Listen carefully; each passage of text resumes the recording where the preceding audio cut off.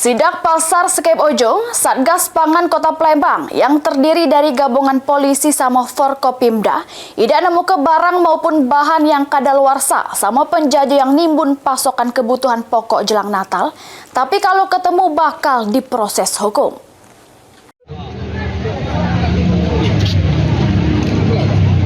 Polrestabes Palembang bersama Forkopimda Kota Palembang yang tergabung Jurus Satgas Pangan Kota Palembang melakukan sidak ke Pasar Sekep Ojong Palembang guna memastikan harga bahan pokok stabil sama dak kate yang kadaluarsa.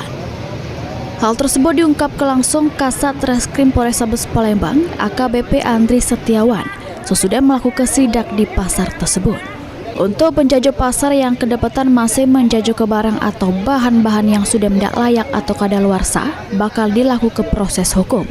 Tidak cuma itu, proses hukum juga bakal dilakukan untuk penjajah nakal yang bermain juru pasokan kebutuhan pokok jelang Nataru ini. Namun juru sidak ini tidak ditemukan adanya barang yang kadaluarsa, penjajah nimbun pasokan barang sama bahan-bahan pokok regonya masih normal.